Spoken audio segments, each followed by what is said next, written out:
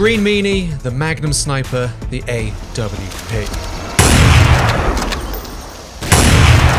Accuracy International's Arctic Warfare is one of gaming's most iconic sniper rifles, despite appearing in relatively few games. Yet the AWP's identity is tied to one of the biggest FPS franchises of all time, Counter-Strike. Cold. Oh, what? A jumping double from Cold! What is going on right now? But how did a rifle that started its life being built by 3 men in a shed become an FPS and eSports legend? Today we'll be talking to Dave Walls, one of the 3 men in that shed, Min Lee, one of the developers behind the very original version of Counter-Strike, as well as Jonathan Ferguson here at the Royal Armouries Museum in the UK. So join us as we go from a workbench in a British back garden to the angles of Dust 2 and Mirage with Counter-Strike's AWP.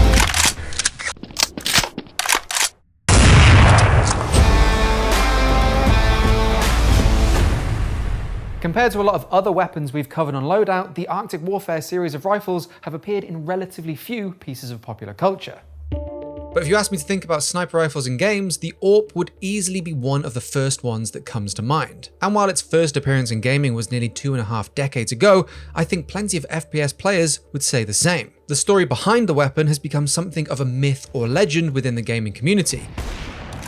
That one of gaming's most famous bolt actions actually started life in a garden shed.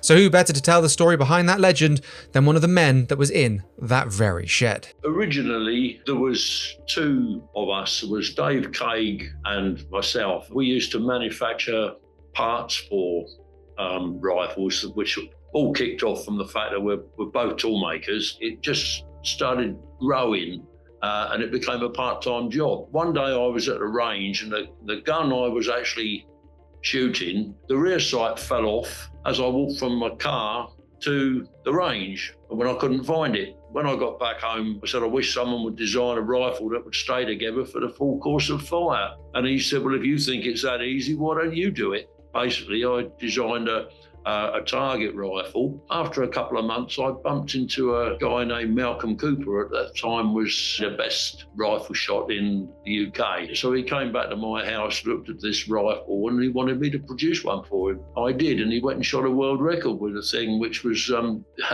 really a bit of a surprise to us, really. From there on, the military got interested in the rifle he was shooting and wanted a sniper rifle that would give the same performance as the rifle which he had. I'd never worked on anything like that before. So we made a prototype. Malcolm Cooper submitted one of these rifles to the British infantry trial, where there was about 17 other competitors actually putting the rifle in. Well, I thought we were all going mad at this point, because I thought, here we are, we've only built about 3 or 4 rifles in our life, and here we are entering a trial for the British infantry. Where it started at 17, it very, very soon went down to 8 companies, and then it went down to 5. By this time, I was beginning to get a bit worried, because I thought, you know, we just might win this. Now, we're going to look a little bit silly here, because I've got basically my garden shed, as I called it, which was actually the end part of my garage attached to my house. And that was my workshop. And here we are looking at a trial for 1,212 rifles. Now, you know, you can see this is looking a bit ridiculous.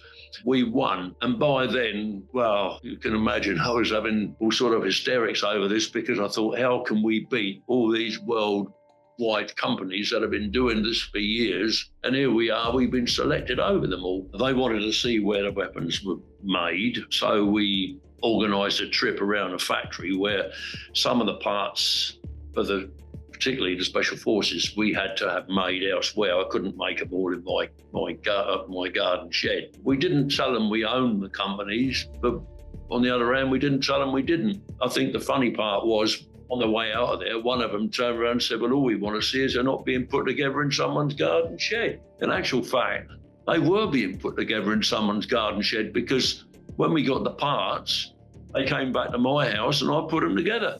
And without the AWP, Counter-Strike would be missing one of its most important weapons. Counter-Strike started out as a mod for Half-Life, the first beta of which released on the 19th of June 1999, and with it, the first time we would see the AWP in a video game. But how exactly did a niche British sniper rifle in the late 90s end up in Counter-Strike? Well, to answer that, I asked the guy who chose it. I was responsible for picking the weapons based on kind of a lot of research that I did, and also is most based on just my personal preference in terms of, I like the way that weapon looks. For example, the MP5 and the SIG SG551. I really love the way those ones looked, and I kind of picked those based on just the visual appeal to me. And some of the weapons were picked based on what real police units were using at the time. So when I was doing the research for the sniper rifle, the Accuracy International, I came upon a lot of articles that kind of discussed how accurate it was and how it was being used by just a lot of special force units. So that was really my intention on picking that one. Also, I kind of liked the way it looked. It looked different than other rifles, like for example, like the Remington. A lot of the American rifles, like the ones used in the American military, they tend to have a very standard look to them. And so it really stood out to me in just the way that it was kind of designed. The chassis was kind of like, it looked quite interesting to me.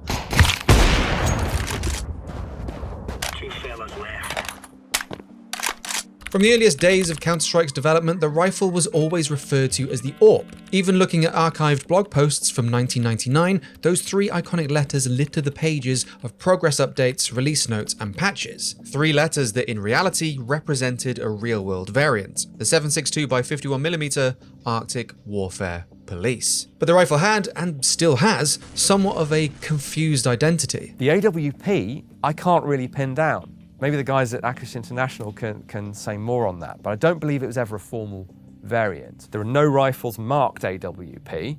They're all just AWs.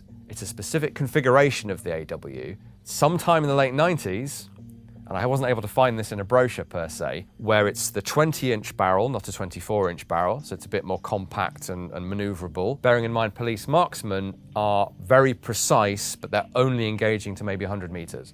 Whereas your precision military rifle shooters out to 1,000 meters or more. So it's a slightly different proposition, but they kept the same basic rifle, just chopped the barrel down a bit, but the name somehow catches on in the Counter-Strike games. So I always say AWP because as a loose variant, that's what they would have called it. It's the Arctic Warfare for police, it's the AWP.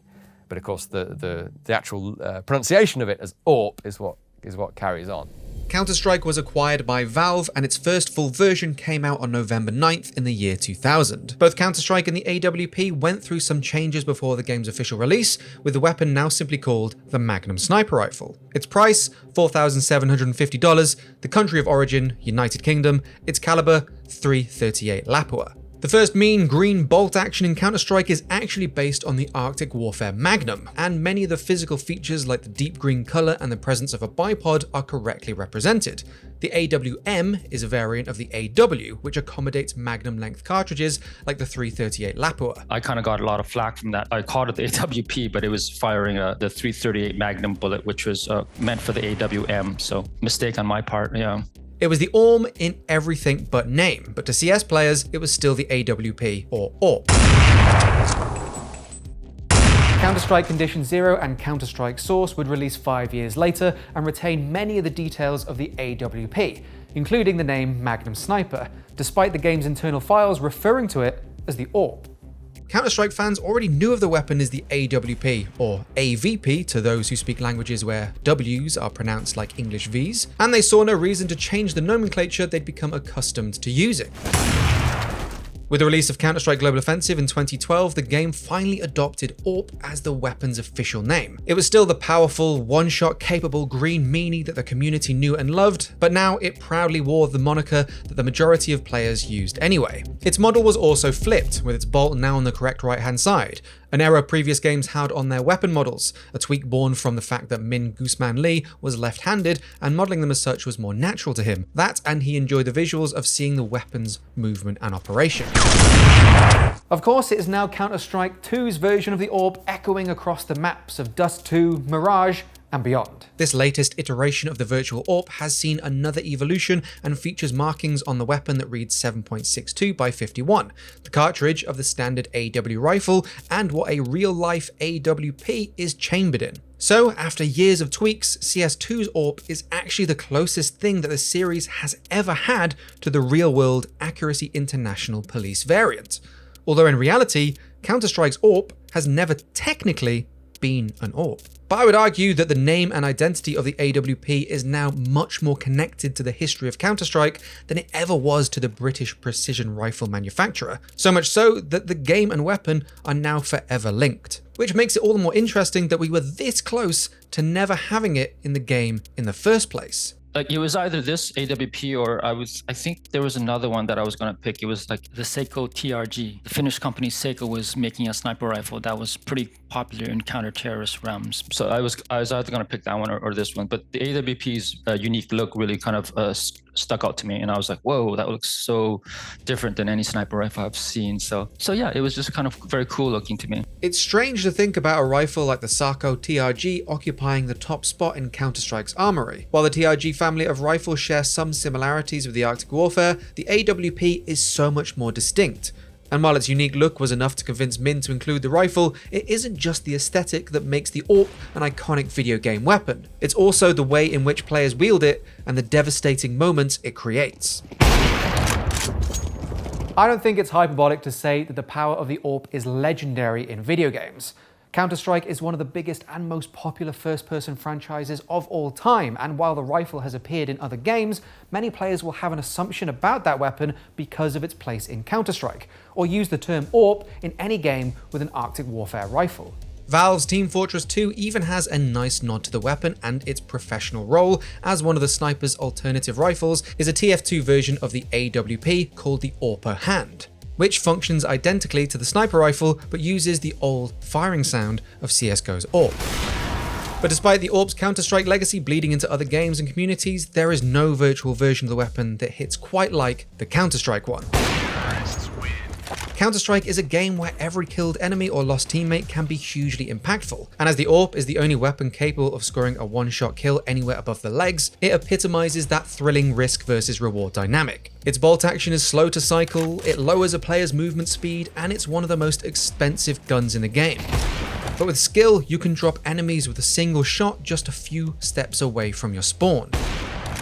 This also means that letting it fall into the hands of the opposing team can completely alter the dynamic of a match. So it's common to see lone survivors of a round abandoning the objective and fleeing from combat just to keep hold onto their AWP for the next round. Incidentally, I believe one of the reasons why the name AWP or AWP has persisted is that in a game like Counter-Strike, communication is incredibly important, and AWP is simply easier to say, especially when it's screamed by allies in tense situations. The DNA of the AWP makes it one of the most rewarding weapons to use, and one of the most exciting to see in action when it's in the hands of the Counter-Strike pros. An AWPer is a specific role in a team's roster built around the weapon, and there have been times where the AWP's power has been showcased with such impressive skill that the moments themselves have become legendary in the Counter-Strike community. Even Valve have tipped their hats to the most impressive of displays by immortalizing them in the game's maps. If you visit the map Mirage, you can find graffiti of a winged AWP with 4 red skulls, representing the moment during a 2016 MLG Major, where Luminosity's Coldzera took down 4 members of the approaching Team Liquid with an incredible series of jump shots, collaterals, and no-scopes. There's Cold. Oh, what? A jumping double from Cold! What is going on right now? How does he do this? A play that began a 10-round win streak, snatching the match victory with the team going on to win the entire championship. On Cache, there is graffiti of a winged counter-terrorist discarding their AWP scope that Valve added to commemorate the double no-scope of Team Liquid Simple during the 2016 ESL 1 Cologne semi-final. Simple, I don't know, man. If he just comes in with that, there's It was a no-scope! He didn't even...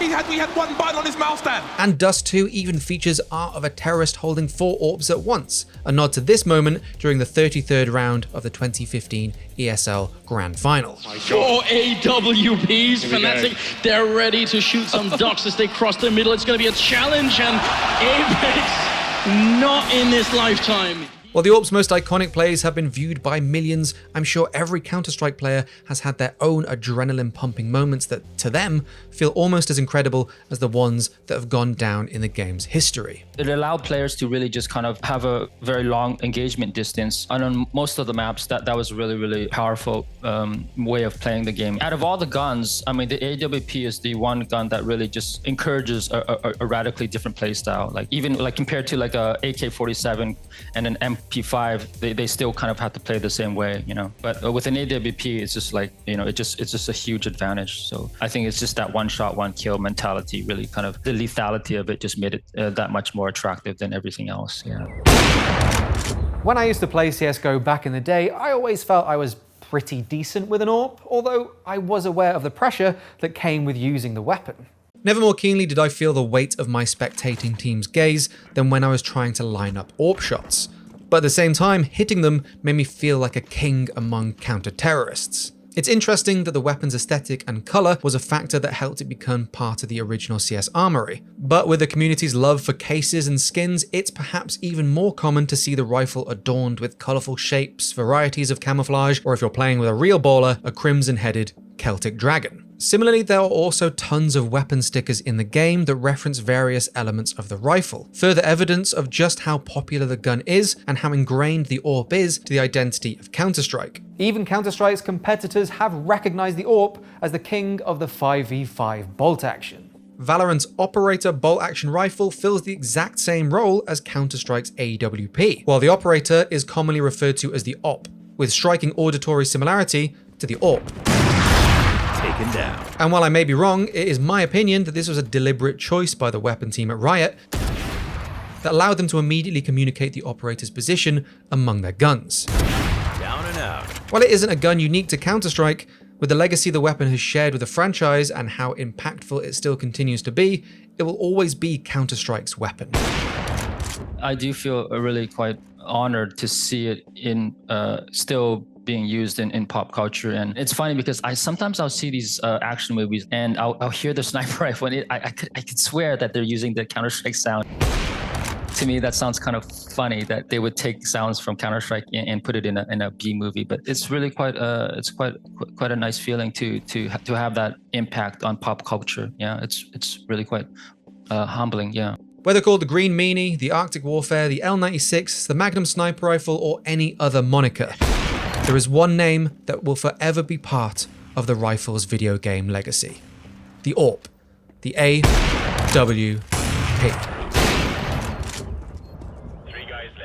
Thank you so much for watching this week's episode of Loadout. If you enjoyed it, please do like the video and subscribe, and maybe even let me know in the comments or on Twitter what you'd like to see an episode on. Until next time, I've been your host, Dave Jewitt. Thank you again for watching, and I will see you in the next one.